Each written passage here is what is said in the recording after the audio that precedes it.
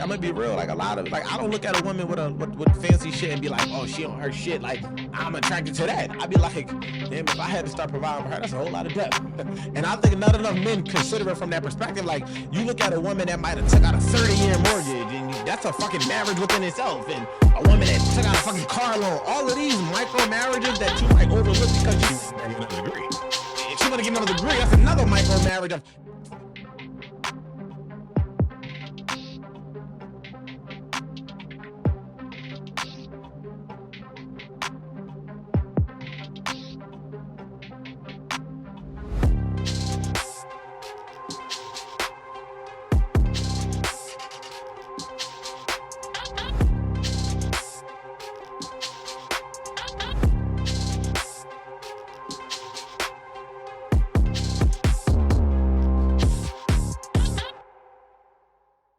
What's going on is The Wolf, and we are back with another episode of The Wolf Has Spoken podcast, America's fastest growing podcast. The universe's fastest growing podcast. When we encourage you to get 1% better every single day and every single way. And I'm extremely excited, as always, because we back with another set.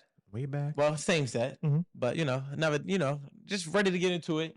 And I found myself joined by my guy, Mr. One and Only, Writing Q Live. Yes, sir. Yeah, I'm about to say another set, but it's like, it's really just the same news. Yeah. But ultimately, it's man, part of our collection now. Yeah, it's part of the collection, and we actually enjoying this set. It is different, and it's like we could have went in our normal, setup, but we decided to try something different, just go around. So, how you feel, man? How you feel? I'm good.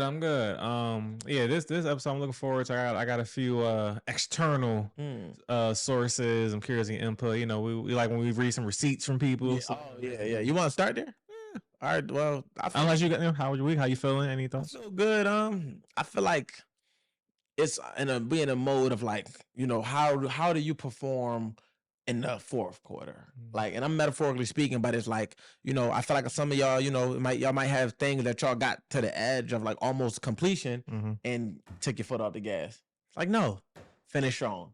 Same way, when we having sex with a woman and you get to that point where you know it's coming, what do you do? The cusp. You go, you got to give it that last before you push through. So, that's kind of like, metaphorically speaking, once again, I feel like, we in that push through mode and my day was good. And I feel productive. Ultimately, I feel like I'm looking forward to the aftermath of the work we're putting in. So I'm excited about that. We pushing through. So I'm encouraging y'all to do the same. Push through. I agree. I like it. Yeah. So I came across a post, and, as fellow girl dads, I thought about both of us. So the original nigga, next time think about Ricky. It's fair. You do got some ineligible kids out there, so it's fair. Somewhere. Yeah. So a young lady said, after paying for my girl maintenance all by myself, I sit in my camera and not in a nigga face. And somebody said, say that one more time. After paying for girl maintenance all by myself, I sit in my camera, not in a nigga face. Who said that? A girl. She said after paying for girl maintenance by herself, she sit in her camera. Basically, I don't want to talk to no niggas. I had to pay for the shit by myself. Oh, okay. So she's referring to a man not maintenance in her. Or not do it herself. Where does the girl dad thing come in at? I didn't finish. Okay, I'm like, wait, I'm confused. Yeah, so this her daughter shit? Yeah, so then somebody said, we need to find out why women think paying for their own shit is supposed to mean something. And then a girl came in and was like, the same reason men post a video of them putting their kids' hair in a ponytail and expect a cookie, societal norms. That's not even nowhere near. What? So now, well, I see where it was trying to take the culture. So where was she going? I'm gonna see where they was trying to take. Take me there. Yeah. I think they was trying to go with is like, all right, men, because there are, that's the culture of social media. Some men like, yo, look what I'm doing with my daughter. I did the ponytail. Look at. So you kind of do be. Some people do be kind of look for that like, aha, I can do it too. Ain't just a mom thing, a dad's thing, whatever. But at the same time, taking care, I would say it's still a false equivalency. I see how she tried to relate or try to make it fit, but you was reaching. And because I thought it was a respectable reach, though. I ain't gonna lie. She tried. No, because I feel like one is taking care of you and one is taking care of your kids. Absolutely. So she would have said something that was more pertaining to like another parent reference. I would have understood where she was trying to take the culture. But talking about taking care of yourself and a man wanting a cookie for doing his daughter's hair, which is not common or natural, and it don't have to be uncommon, but it's not like that's in a rule book, right? So it's like I can understand I don't even know if a man want a cookie. I think men just want to show that they can do it. I've never seen men like, yeah, because I'm out here doing my daughter hair. I think it's just kind of like, I'm rare. We know that y'all think it's adorable. So it's no different than walking a fucking dog. It's like, if you got a cute little dog, women just be like, oh, that dog is cute. It's just you're doing something that women find to be adorable. I think that's the cookie. The adorableness to it. I don't think the cookie is like, I want to be respected behind this, because I don't give a fuck if you put your daughter hair in a ponytail. That's not gonna make me like, oh, that nigga's a real. It's like, thorough shit. Yeah, like what the fuck? It's like, okay, you did a task. Like that, a woman will say, be like, oh my god, that's the girl that that's what we like. But when we see y'all, kind of like paying for your own shit, we just think it's like, that's what you're supposed to do. Exactly. Especially when it's maintenance. Exactly. Like it's maintenance. We're not talking about, because I'm not gonna pivot real quick. I'm not attracted to overly independence. Like, I don't get turned on when I see a woman with a nice car paying on her own bills. Like that don't turn me on. Like I get turned on seeing women do things in a soft manner. I like to see women in the element. You know what I'm saying? I'm not saying just be in the kitchen barefoot pregnant, but I do like to see women in the kitchen in the element, enjoying it. I do like to see pregnant. I mean, if that's the element of that, enjoying it. But just enjoying different things of like, what makes them feel in their vibe and the element. I don't get turned on by seeing them work hard. Like your ambition don't turn me on in that way. I'm sorry. Like I like to see soft energy. I like to see you're well kept and well spoken, and you're well mannered, and you carry yourself to a certain, that turns me on. Not seeing you work your ass off. But when it comes to maintenance, and I do feel like women should work as hard as they need to get the things they want that a man is not obligated to get for him, like your hair and your nails. Can that be an extension of what he provide? Absolutely. But it should it not get done if he don't provide it? Absolutely not. That's where we start straddling the fence, where it's like you're going from wanting a provider to wanting a sponsor. And we're not looking to sponsor your lifestyle. We're looking to provide for you in all of the ways, not just financially, but, from a guidance and leadership, from a protection standpoint, from all of these different things that fall under provision. So anything outside of that, you can go work for sure. Right. And it also goes back to, as we speak about flexible responsibilities and obligations, because in the day, if you don't think your own maintenance is an obligation or responsibility itself, me. Right. I have no chance. Yeah, like your hair is not done. I can't expect you to. Right. But a man and his daughter, whether he want to cook or not, he understands her hair got to get done. So it's like, I just a responsibility. Right, I'm just got to get, I don't want my daughter out here looking fucking crazy. Yeah. So whoever doing it, it's going to get done. And if it has to be me, right. I'm gonna give you that. And the dad like going to do the hair and be like, man, no girl, better not be asking me. For shit. I look while doing the ponytail. Girl better not ask me for shit. Like, put your head back, baby. Come on. Yeah, I'm not sick of this shit. Laying the baby here. Look, no, I would move my toothbrush. I'm moving my money around. Who can do my daughter hair? You know what I'm saying? Or send her with her hair done, flat out. And I've done ponytails and shit. I mean, you said it. Yeah, I've done them. My bag ain't deep. It's not deep. I ain't braiding. I've helped take care. I don't have a bag. So you can't even do the ponytail. Can't do nothing. That shit. So I used to have braids though. So even my daughter was just with me. She had braids. I had to help her, teach her how to. So I put the scarf on for the first day. I'm like, this is not sustainable. I'm about to show you how to do this shit. Like, you're gonna learn how to tie a fucking scarf. Like, cause I don't know what the fuck's going on and why you don't know how to do this, or if you just want to be a fucking princess. But either way, you're going to be tasked with your own responsibility of upkeeping your hair. Cause I had to pay for it. Right. I'm not like, oh my god, I got to tie my own fucking scarf. Nobody ever look at me today. No dad better not say shit to me around Father's Day, cause I got to put my own scarf on. Like, yo, y'all funny. You better not smell them socks. Yeah, no. As far as in the maintenance shit, it's like, And another thing, true, like, I'm gonna be real, like, a lot of, like, I don't look at a woman with fancy shit and be like, oh, she on her shit, like, I'm attracted to that. I'd be like, damn, if I had to start providing for her, that's a whole lot of debt. And I think not enough men consider it from that perspective. Like, you look at a woman that might have took out a 30-year mortgage, and that's a fucking marriage within itself, and a woman that took out a fucking car loan, all of these micro marriages that you might overlook because you want to get another degree.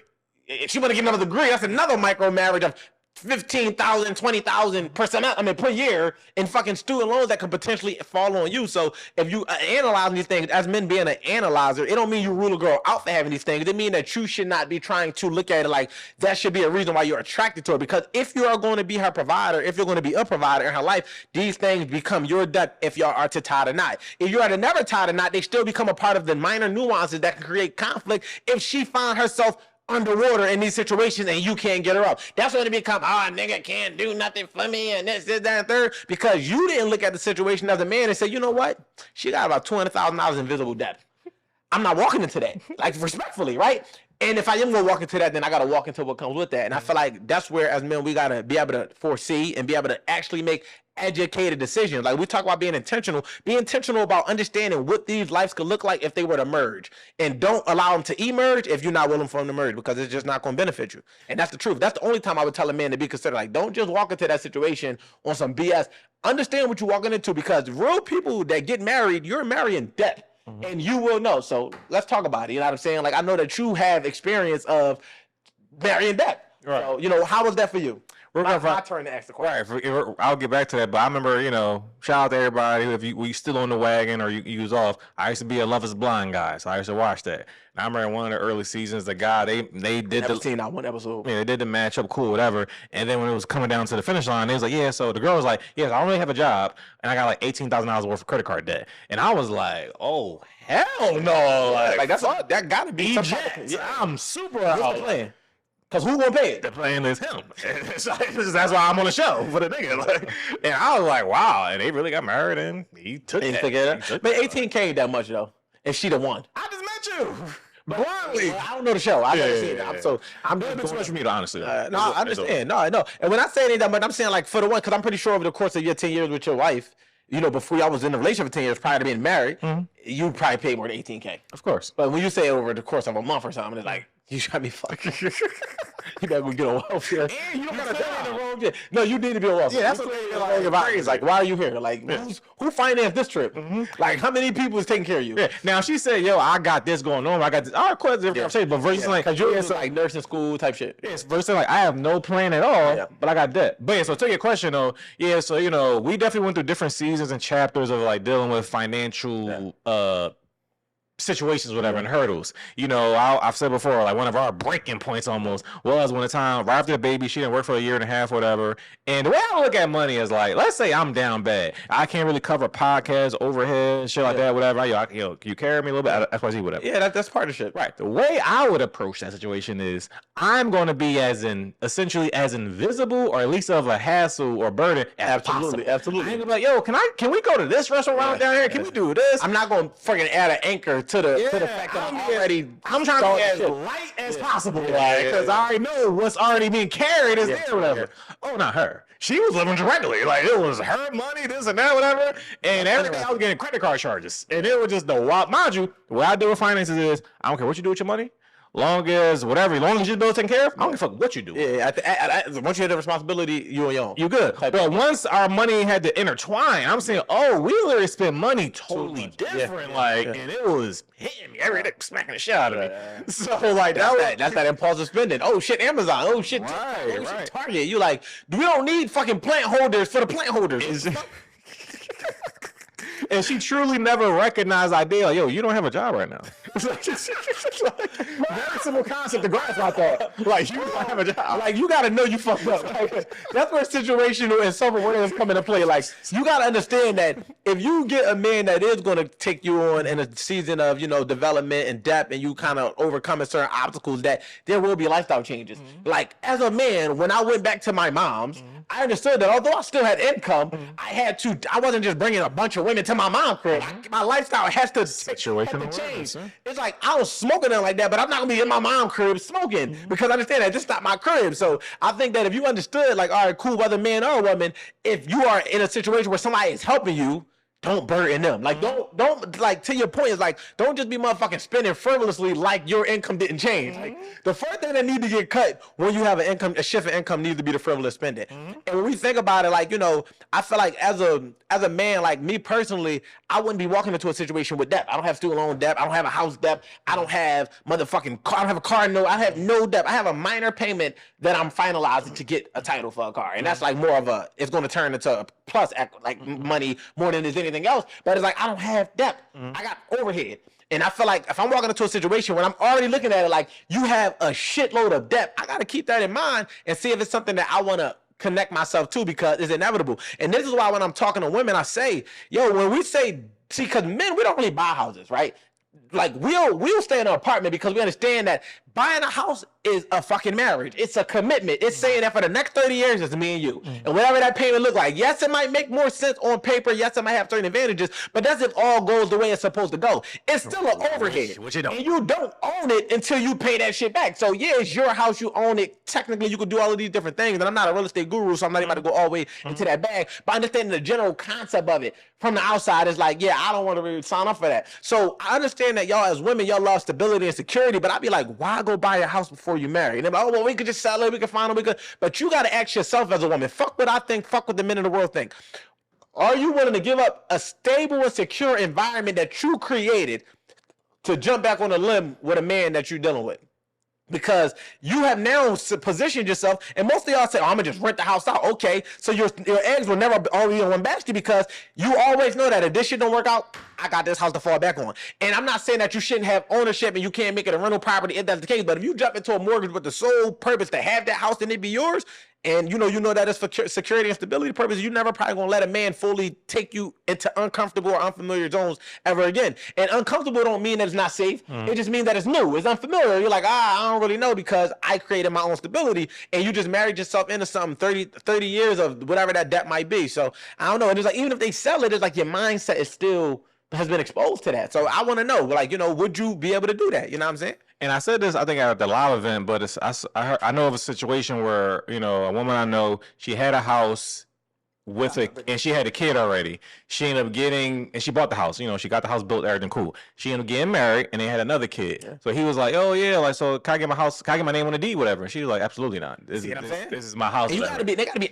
honest with themselves about it, because I feel like a lot of these conversations don't get happen honest. It's like, it's a lot hypothetically. It's like, fuck all that. You wanted a man and he asked you to go on your deed. Is you put him on your deed? And if the answer is no, then it's like you already have another relationship with another, because finances in marriage is just as well as other people do. So you now have another connection with a financial burden that could become his responsibility, but he has no equity in it.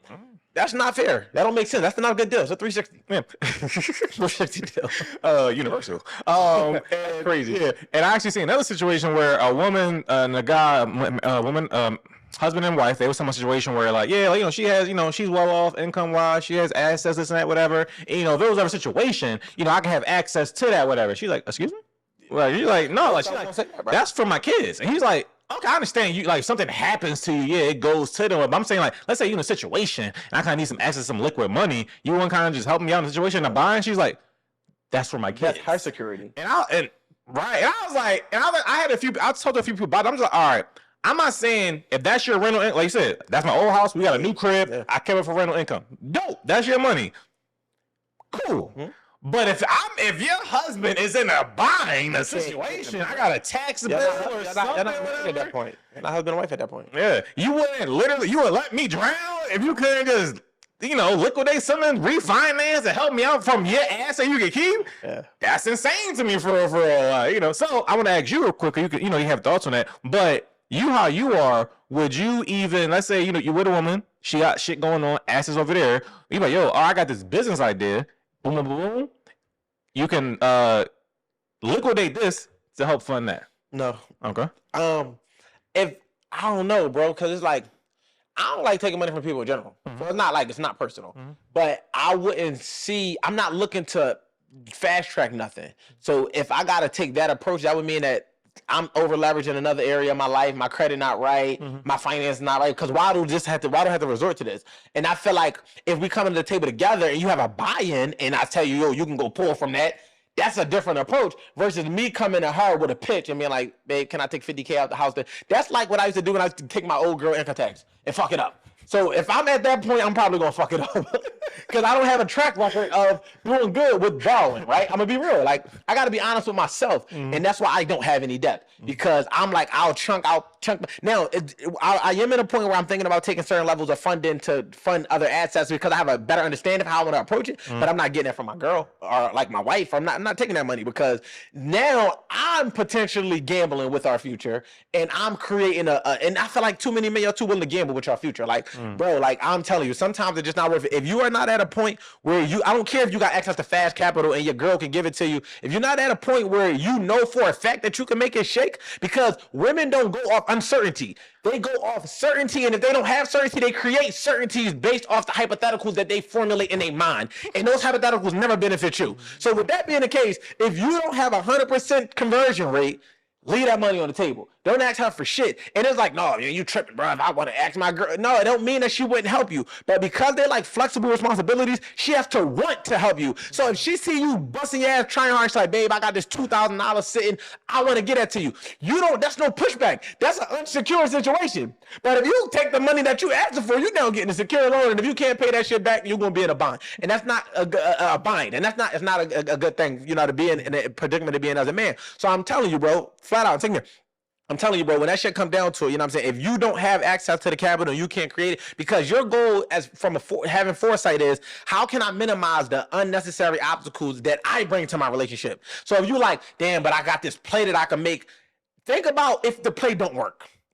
Damn, if I took this 10K, you don't know but for you, it was never yours, so you never earned it. So even losing it don't feel the same as somebody that's giving it. And even if she try to love you through it, that don't mean that it's going to sustain, because at some point it's going to be buried in the back of her mind that you're not good with money, and now she's not trusting you in other areas, and because they operate off certainties, and if they can't find them, they'll create their own. She's going to be certain that you're not the person like a leader, and now she bringing questions, and I don't know why she questioning me over here. Bro, you did questionable shit. Beat yourself to the punch by not even making that shit a fucking option, by not even taking it. Now, if I got a crazy track record, I'm about to invest, and I'm going to allow her to put her money into it, and it might be a risk. That's different, because you are investing with your money. You allow her the opportunity to make more of what you're doing. But if you're trying to make a flip or make a quick play with hers, let her have it. I'm telling you, take it from a motherfucker that both have fucked up income taxes and just somebody that became responsible with money on my own to realize and value it. And I give people money and realize how much I shouldn't have did it, because it's like, you're not responsible with money. So be honest with yourself about that and save your relationship. The same way I would tell a woman to say y'all relationships in different areas, this is the way that you could say the relationship. Fair. And back to, you said how we've been in different seasons. Like, I remember, I've taken out loans, because again, back to that, get another degree, she get in school, finishing shit and doing certain things, whatever. If she wouldn't have finished school after you took out that loan, would y'all be married right now? If she didn't finish, we still would be married. Oh, cool. Yeah, because you didn't care about that nursing shit though. No. So that's different. So what if it was something? Because I want to act in a way that's something like could. Only way we wouldn't be married, it would be like that type of decision making is if she did something where she fucked it up, I guess, per se. But if you just, like, to me, if you just don't finish, like you just fail, oh yeah, it's like, oh, you just didn't finish. I can't really hold that against you per se, but that was your path. But if you like just take the money and then go do some bullshit with it, so if she kept her spending habits up, that was like that you said we almost restarted. Well, no, so eventually, do you want to see what's funny about that season? Because then eventually I had lost my job. And then she became the spender? No, she continued spending with the job. And I instantly adjusted my spending habits where they were none. Also, neither one of y'all was working for a period of time. And then she eventually got a job before I did whatever, and I was just chilling. I ain't start saying, let me get your credit card, babe. I just bunkered my ass down and relaxed. Yeah. But yeah, so if she continued spending habits, I mean, what I like about y'all's situation? You probably would have ran its course. Because I know we're the same age. I know what love was like 10 years ago when we was in relationships 10 years ago, and what the expectation on love was, and what the norm was, and the struggle season that you can endure together. Like, you can get your girl income tax. She can take your credit card that got a $500, $1,000 limit, and this is literally struggling to survive to succeed, essentially. Absolutely, yeah. And I feel like now it's like nobody wants to go through that phase. It's like if you don't have somebody that you've been with and locked in with since that season, it's like you kind of come into it expecting people to have that shit together. And it's like, it's a certain level of togetherness your life has to be, but I'm not expecting it to be 100% together, because what's the fun in that? Like, if I meet a chick and her life is 100% together, it's like, all right, we just here. But it's like, it gotta be some type of void or necessity that I feel like I can fill or add, and vice versa. It's like, why are you here if we don't do nothing for each other? But I feel like people are trying to find people that already got it all figured out and complete, because they feel like they don't want to have to do nothing for them. And it's like, you should want to do shit for your partner, because it's like when we do shit when you want to do it, it's like, I want to, like, it's like, for instance, somebody appreciative, you want to buy them more stuff. We buy our kids Christmas gifts to see they look on their faces for the people that celebrate. To see the look on their faces.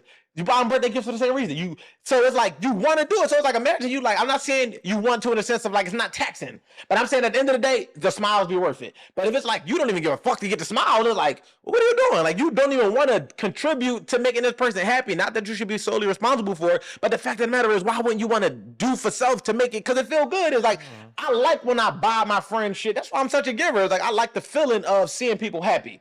You know what I'm saying? So it's like if you don't have that feeling, then why are you even dealing with somebody? You basically wasting your time and theirs. Absolutely. And to your point about going through those different seasons, I remember we often reference a certain conversation we had that I remember vividly to this day. We had a happy hour with some of my friends, whatever, and we was talking about like credit scores and credit cards, and I was talking about I recently fucked with this credit card shit maxed out, and one of my friends, well, after 7 years it go off, and I was like 7 years. I was like, bet. Who gives a fuck then? Like, I was like, that was before credit before credit specialist. And I was like 7 years later, who gives a fuck? It was such like a short-sighted, and my wife was like, babe, no, that's weird, because she was on those type of things, those type of adulting type priorities and focuses before I was. I'm like, I'll figure it out type shit where you're not maximizing these moments and you're also setting yourself back where you're not catching up, whatever. So yeah, definitely shout out to that. Yeah, man. I think, like I said, man, as men, man, use our analytical abilities to make educational decisions, especially when it comes to dating, because you pick the wrong partner. That could be the difference between failure and success in your life.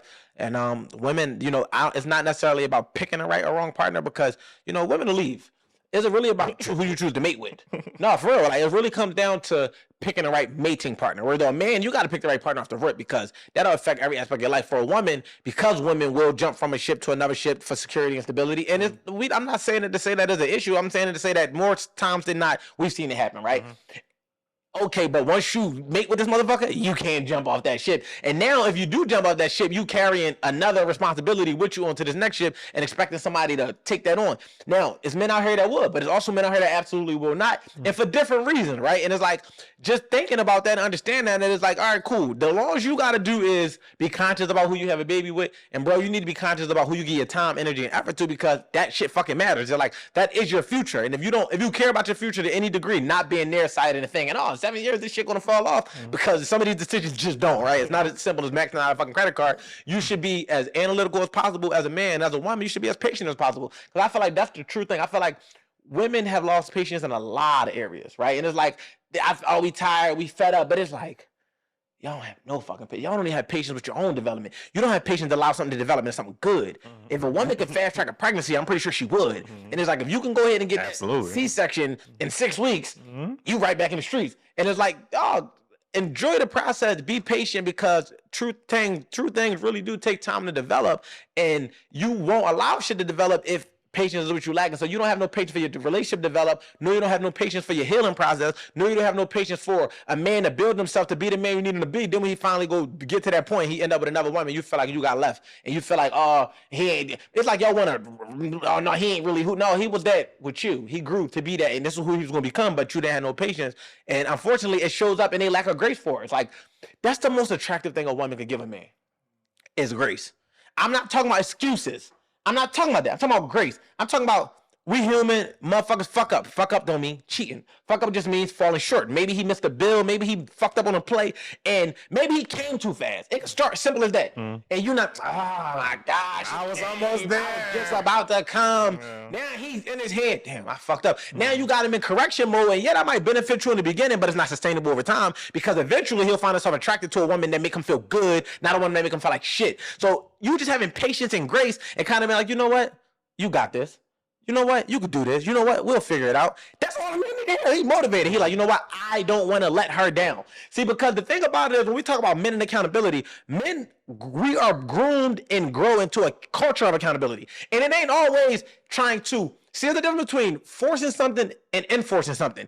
Men enforce accountability naturally because it could be something as simple as my friends laughing at me if I do something. Yo, I ain't about to do that shit. Them niggas gonna laugh at me. So it keeps me carrying myself a certain way because I don't want to be laughed at. Or I was like, if I do that, they're gonna look at me like a nut-ass motherfucker. I don't want to be looked at like a nut-ass motherfucker. So let me know, well, why do you care what people think? We don't, but at the same time, our respect is also a part of our protection, and that's something that y'all need to understand. A man that's respected around the world could go anywhere in the world, and so can the people that he love, and the people that love him because of his respect alone.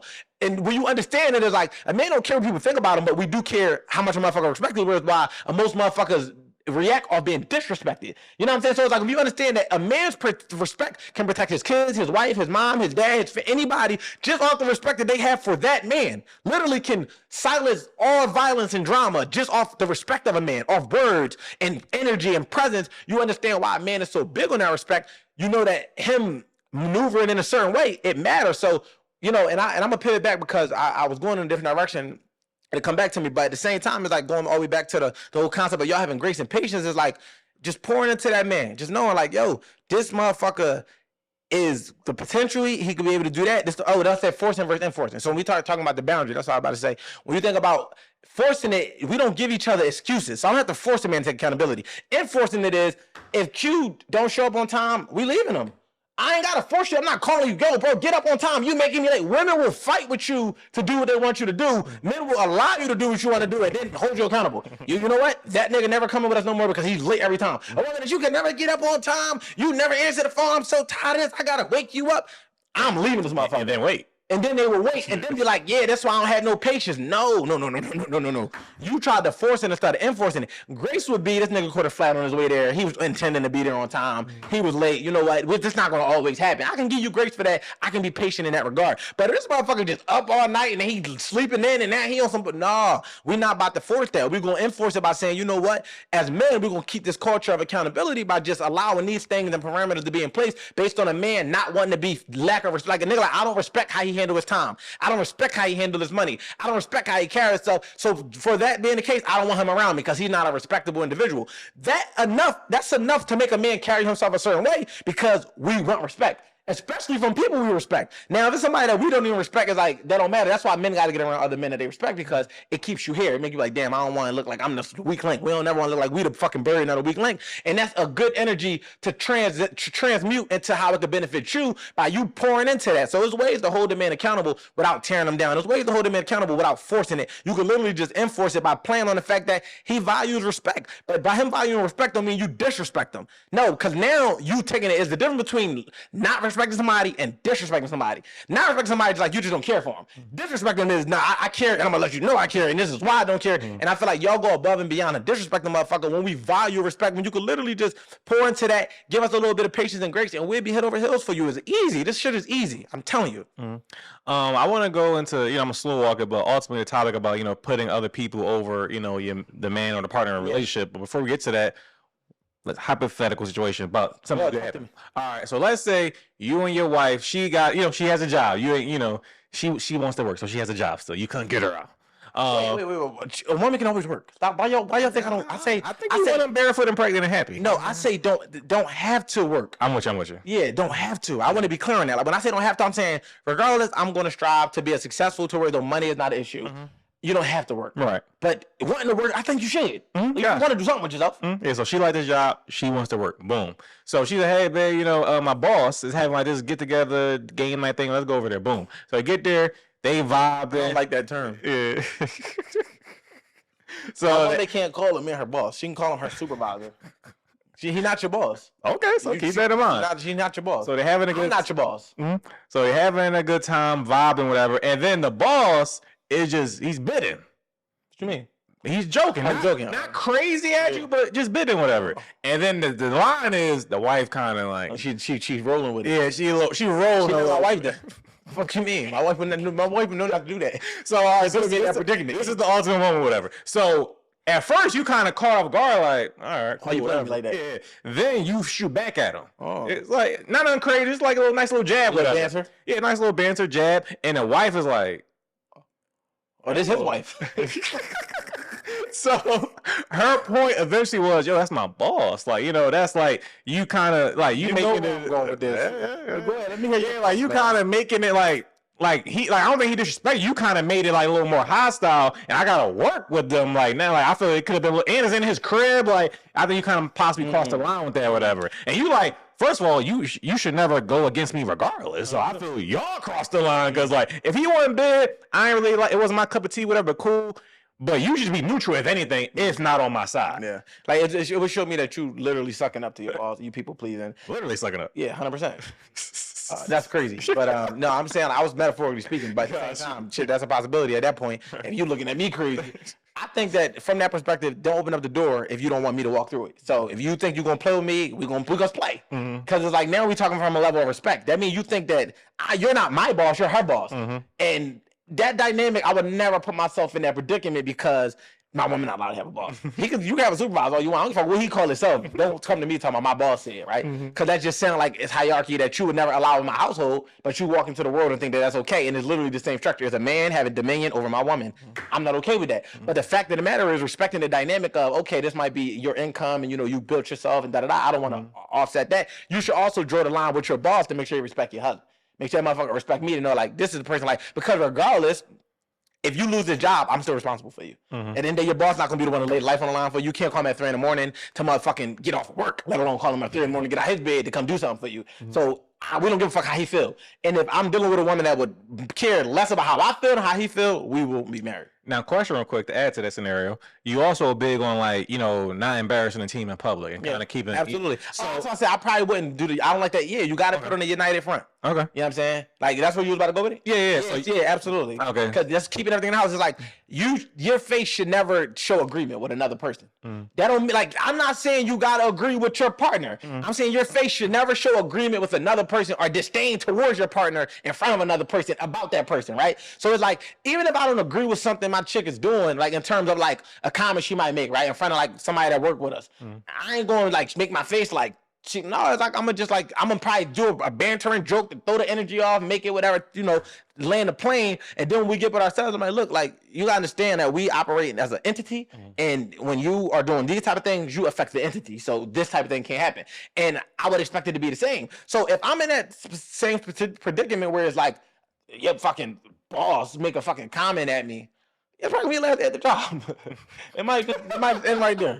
Because when I think about it in totality, I can play it cool and all that, but when we had a conversation, it's still gonna be like he don't respect me. So because he don't respect me, he don't respect our union. And because he don't respect our union, to avoid me doing something to gain respect from him or make him respect me, we just gonna go ahead and pivot into something different. And you can walk away with dignity and integrity versus you having to be kicked out, escorted out, or all of us getting escorted out. So I'm gonna use my foresight to know, like, I'm gonna disengage to bring to de-escalate the situation. Even if I don't allow my emotion to get the best of me. It's like, are you making a joke? Ha ha he he. When we leave, you'll be putting your resignation letter. Absolutely. Because this is not the only company in the world that offer these services, and I don't want you under a man that would even play with your man like that. Because as men, bro, I wouldn't even talk to you certain ways in front of your wife at all. You my homie. I wouldn't, we bid back and forth, and now to the point where, like, I even bid in front of your wife, but there's certain things I'm not going to bid on you about in front of your wife or your children, because I understand that they don't know how to decipher our level of joking disrespect with real disrespect. They just get like, well, you let him say that to you, and it's like, what, that nigga was playing. So now they got you reevaluating the shit, homie. Average woman. I'm saying what you mean. Like the average woman don't know how to decipher that? Yeah, average woman. Okay. I'm saying the average woman don't know how to decipher the difference between friendly banter between friends or even heated debates that's not really arguing. They just hear volume. Man, you can be like, what the fuck are you talking about? That shit shouldn't go right there. Nothing we saying is disrespectful. They just hear, why are you letting him talk to you like that? So now they got you coming back to show your manhood.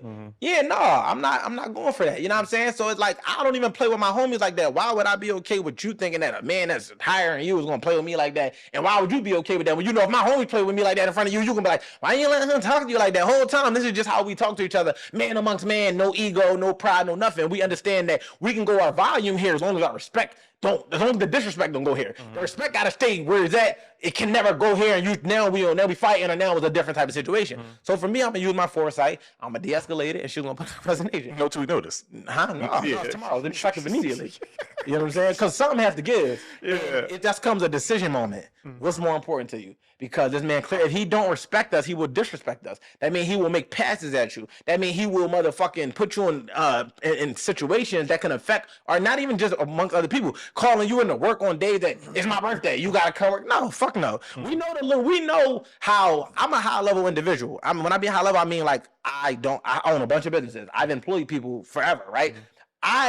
And you got to know what to do when you are helping people and not try to use that power to leverage people. And I feel like a lot of people don't have that integrity within self to be like, I'm not trying to fuck up your crib When most people just self-centered, oh, we need this done. I don't really care how it affects your life. I just need you to do this shit. And these people will prey on your marriage, fuck up your family. A nigga will leverage the fact that a ball, and I'm not trying to create toxic work culture, but I'm just going off of possibilities, right? I'm not saying there's a high probability, but I'm saying the possibility is, in that particular situation, a man that employs your wife can literally control her schedule. And if he controls her schedule, he can control her life. He can control her life, he can fuck with yours, he can fuck with yours, he can fuck up your relationship, and just create arguments in your crib, and that's just not healthy. So I'm not with that shit, because if this motherfucker look at it like, all right, he want to prey on your healthy situation because he just bored. You know what?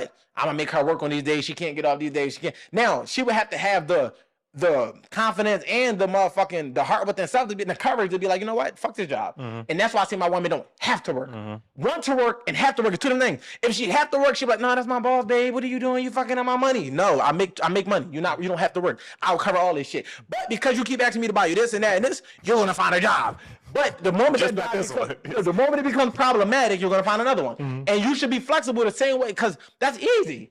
To me, that's an easy adjustment, unless it's your passion, your career, whatever. But most of my women, they probably gonna end up owning some type of running a business or side hustle. Even though I don't want a super duper entrepreneur, she can have a career. But I'm saying if it came down to it, she got to be able to take her knowledge and do it for self. Passion, skill set, and do it for self. So you don't got to be this super duper entrepreneur, 6, 7, 8 figure earner. But if you literally like, all right, I was working at a fucking this, working your shit, right? Oh, absolutely. That would be ideal. If my woman can work and help me build my shit, like. That's like the first. I would rather her work in the business than us go in a partnership. I'm gonna be real. And what I mean by that is, like, has your own shit, then yeah, she can have equity and she can run departments. But I'm saying, like, I don't want it to be where, like, she like, yeah, like that's what I mean. Like, we don't have like two different entities going on. I'd rather it be something we can do conducively. And it's like, of course, you can be like whatever that high title that you might feel the need to have, and way away from me, but you in the company importantly. But the fact of the matter is, we building something that's conducive and collaborative. Gotcha. Type shit. And on that note, I figure we can shift gears into, like, I know you had your top 5. You want to get into that or not? Yeah, but I feel like I was all right. So the 5 things that I and like, bear with me, because we can go back and forth. Yeah, bear with. But the 5 things that I focus on as I'm intent, and now you could do this as a man. I want you to keep in mind, this is specifically for you as a man. The 5 things that I focus on when I'm intentionally pursuing a woman, whether I tell her I'm being intentional or not. Let me go here. Are, for one, these are the things I focus on in the beginning. I focus on her lifestyle. Right? I'm paying attention to the type of car she has and the type of house she has, not because I'm impressed, but because I see it as potential depth. So I'm like, okay, how is this lifestyle being funded, and is it sustainable, right? Is she able to fund this lifestyle with or without me, or is this something that potentially has her underwater, or at some point 1 month away from being underwater, that could potentially fall on me? And I could find this out while I'm dating. I can literally see what you got going on in your life, and I could be like, oh, that's what's up. You was able to get these things, but are you able to keep these things? So I'm not looking at it from I'm attracted to it. I'm looking at it like, all right, I'm putting that on a score. Like, how well does she handle her lifestyle? How does her choices potentially affect me? Is she a club goer? Is she motherfucking, or is she a gym goer? Like, is it balanced? What are these things that she's doing before I get too close to her to see that if it's a potential alignment or if it's something that I'm gonna just bypass? The second thing that I focus on is the relationship that she have with her friends, right? How sustainable are they? Like, how many years has these relationships been in? How long has she been having these relationships, and what's the nature of them? You get what I'm saying? Like, are these healthy friendships? Are these toxic friendships? Because these friendships are going to be the bridge and the gateway to the community of my marriage, or my relationship, or my children. This will be their fake aunties or their real aunties. I need to understand the people that she is around. I also need to understand her feelings towards men, right? Because if she has a disdain towards men in general, whether she hate them or love them, not even hate them or love them, she has a disdain and she hate men or whatever case may be, then typically that means that she has a lot of unhealed trauma and wounds, and whether that be family member men like dads, uncles, whatever case may be, or just men she used to deal with. The fact of the matter is that will show to me that she's not in a healed space, because she still don't even like men. So at some point, I'm a man, she's going to look and identify me to be a man and start conflating me with them, even if it looks relatively similar but completely different, right? Because it's just manhood.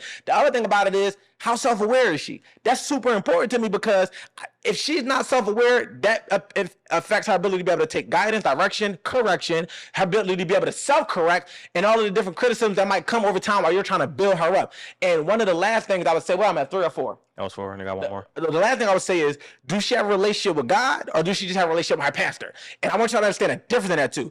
is her relationship with God, or is it just to the church? Because when it's to the church, she care more about what the pastor think than what actually God think. And what I mean by that is she will hide her story from her pastor, so he don't see her lifestyle, like God don't know all. On top of that is like, if she have a relationship with the pastor and not God, remember what I'm saying? Not God is like, now this is the person that might be unintentionally leading your household, because every opinion he gives, she takes as law, and she think that the word that he preaches and teaches is the word that has to come into your household, and really is the word of God. And you should have a relationship with God, and you should be able to introduce her to God or connect with her through God directly, even if y'all go to church together or separately. It should not be a thing where her pastor has dominion over her life so much to a point where everything he says overrules what you think and says. And that shit not healthy. Fact of the matter. So for me, I don't go for that. I'm not allowing other people's voices to be louder than God's. Even if I'm listening to humans for counsel and advisory or perspective, whatever the case may be, I still understand what is all said and done. I can sit in solitude and allow God to reach me with his voice.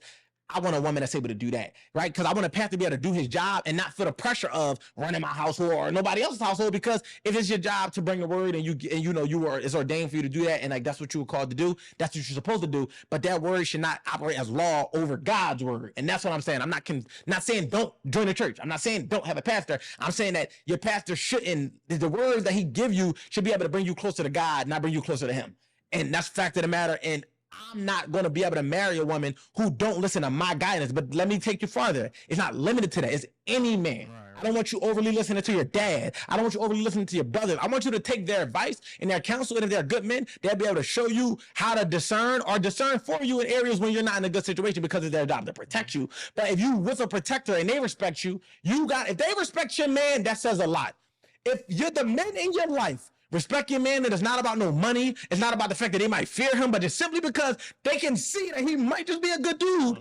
That's all you need to know. You need never to question that again, because yes, he's going to have fuck ups. Yes, there's going to be times when he make mistakes, and this is where you give him grace and patience. But if the men in your life respect this man, that means he's a respectable man, because men, we're not giving out respect the way fucking prostitutes giving out pussy. We don't do that. You got to earn this respect. It's not for sale. You can't just be like, oh, you're going to butter me up and I'm going to respect you. Absolutely not. I got to respect you because I like how you carry yourself. I like your character. I like how you move. And if it's about a woman that's in my family, or at some point could be my daughters or some shit like that, a woman I care about, I got to super respect you to be able to turn them over to you and trust that you're never going to put them in harm's way. You're never going to harm them, and you're going to have their best interest at heart. So if you got a man and a man in his life, in your life, respect this man. You don't have to question this man. Even if he fucked up, that means he has some sense of good character. If you respect the men that's in your life. Now, if you don't respect the men that's in your life, then there's more work that you need to do, because the people that's in your vicinity, that's your community, that's supposed to protect you, you don't even respect them, so it's nothing a man could have did. So with that being the case, it's like, resort back to step 2 and 3. Absolutely. Resort back to steps 2 or 3. So the fact of the matter is, understanding that the men around you respect the man that you're dealing with, you have no reason to question this man. So with that being the case, you don't need to listen to your brother over your man. You don't need to listen to your pastor over your man. You don't need to listen to your father over your man, because these men all can see that you have a man. And most men, if you're a good dude, I don't want your wife referring to me about, no, let your man lead you. You watching this as a woman, don't refer to me, to your man, about what the wolf say. Listen to your man, because you chose him to be your man. Don't choose to lay down with this man, but don't choose to then get up and follow the plan. Like, we're not doing that. Yes, I'm trying to provide perspective. Yes, we saying we had this platform, we want people to get 1% better. But in doing so, it's not my job to run your household, and I don't want to. And perspective, yes. Run your household, never. So with that being the case, listen to your man, and any man that's an honorable, respectable dude gonna want you to do that if he see you with a good dude. Now, if the men that you love and respect be like, you dealing with a fucking sucker, I think you should take heed that this motherfucker might be a sucker. Don't listen to your male friend that might have wanted to fuck at some point. Listen to the men that have no fucking skin in the game. Your dad, your brothers, your uncles, the people that can't benefit from you leaving or staying. Those are the people that can counsel and advise you when you're making a decision. But once you make the decision and they say it's a go, you got to let it be a go. Or let the man go. Flat out, let the man go if you're not going to let it be a go. And that's where we're going to land at. Yep. Like you said, pastor, brother, also definitely not dad and the boss. That's your fucking boss. That nigga don't even bring that motherfucker up. Yeah, so babe, I was thinking my boss said, oh, I'm drinking. And let's be fair, though, look, I've never had that happen to me. Right? I've had women refer to men as their boss at a point in time, and I've shut it down. But I've never had a woman come back to me about what their boss said. You know what I'm saying? That is kind of crazy. I'm a leader. I'm very active and adamant about that not even being an option. I will work 3 jobs. I'm not working no jobs. I will start 3 more businesses. You gonna work for him, you gonna work for me. What do? I'll start that type of company. I don't care if you're a doctor. Tomorrow. No, tomorrow. No, all jokes aside though, I just think it's no different to your point where you said a woman will, when a man said, or my mom said, my sister said, my baby mom said, my homegirl said, Well, baby mom. my baby mom said. Yeah, but to us it's the same level of disrespect. Don't bring nobody else's voice in your household but God. Let God be the loudest voice in your mind, and let your voice be just a second run right under that, because God will communicate to you, and you need to be able to hear your own voice. I feel like a lot of y'all can't even hear your own voice. Y'all get too much outside counsel. And everybody know I had this rolling thing where I don't ask for advice, I ask for perspective. Why? Because I want my voice to be the one guiding me by the guidance of God. Meaning, like, I want to know what Q think. I don't want Q to tell me what to do. And if you tell me what he think, I can lean on that information and make an educated decision. But if you got so many voices guiding you and telling you what to do and not to do, you're gonna be running in circles, and God will never be able to reach you because there's too much chaos in your brain. Be able to learn how to sit in solitude. Be okay with sitting with self and going through those cringy and uncomfortable moments, because once you rid yourself of that, you ain't got to worry about it. God can get to you clearly, and you'll have the capacity to be able to think for yourself, so you don't have to misjudge things. You don't have to question everything. Y'all question so much shit because you got so many questions that you asking so many people. But if you stop asking all these fucking questions, you actually allow yourself to give you the answers, you'll realize, like, okay, I've been through this before. I can lean on my own knowledge and wisdom. Okay, I need to outsource and get a little bit more perspective to see how I can play this, but you still got to play it to get the knowledge and wisdom. There's no way somebody else's experience that could prevent you from having to go through it in some type of capacity, even if it's an educated capacity, to be able to get the information you need to be able to stand on that decision firmly. And it all starts with listening to yourself, by being able to silence the voices on the outside, letting yourself talk to yourself, and making sure that the voice that's talking to you is your voice. Most of the time when y'all listening to the voice in your head, it's not even your voice. It's that person that you care about judgment. It's that person that been telling you ain't shit your whole life. It's that person that you want approval or validation from, and every time you go to make a decision, it's their voice that's making a decision for you. Get that fucking voice outside of your head and let your voice get to you, and then that's when you can have that connection and that relationship that you need with yourself to even be able to allow God to guide you the way that he's been probably trying to this entire time, but it was so much chaos to be able to work through. So, allow your voice to be the loudest voice, and then it'll be easy for you to make the right choice, whether it be a man or a woman. That should go for everybody. Yeah, but I was gonna say, if God is truly your compass, have you ever seen like a malfunctioning compass? Because there's too many magnets around it. Yeah. So that could be these people, these other voices, these other forces, energies, perspectives throwing you off. But if all this shit is off, that compass gonna stay north every time. It's gonna tell you which way to go. That's good. I try, man. Yeah, that was good. Yeah. So let's land it there, man. You already know, man. These Great conversations, Great landing spot. These conversations do not stop here. They start here. Take this conversation to your boss. Take it to your coworkers, to your pastor, your dad. To the pastor, you're like, they're gonna call some shit in there. I think any man that's a real good person gonna respect that. If you don't, then that just says a lot. Because if somebody say, as a person we have a platform, if a man felt like my voice shouldn't be leading his household, even with the type of intentions and integrity and all of that we have, I still think that people should work it out with themselves. Anybody that feel like that is gonna respect it. That's how I feel. Take it to them though. Still, see how they feel. We don't care. But we do want y'all to take these conversations and help them continue to develop, because am I here? Am I on my dolo, or am I where I'm at? My dolo? I'm here. All right, cool. We can stay. Yeah, we want to take these conversations and help them develop. And they start with you. Let one person know. Somebody let one person know. And this is how we can create a snowball effect of these type of culture forward pushing conversations, and being able to get everybody in that spectrum of getting 1% better every single day and every single way. And that's what we encourage you to do. Join our school community. Make sure you go shop with Her Fantasy Box. Make sure you follow me on our platforms at Wolf WSC. My guy, where can he find you? We're on Q Live, as in the right side, on QUE Live. And make sure you follow the network, wolfnetwork.wsc on Instagram. The Wolf Has Spoken on the Wolf Network on YouTube. The Wolf Has Spoken on all audio platforms. And yeah, make sure y'all stay tapped in and locked in. As always, make sure I get my guy Ricky B. Philly for everything but bookings. Yeah, for sure. He's still not taking bookings. But no, all jokes aside, man. Until next time, man. Let's get it. The Wolf Has Spoken. We out. Sir. Let's get it.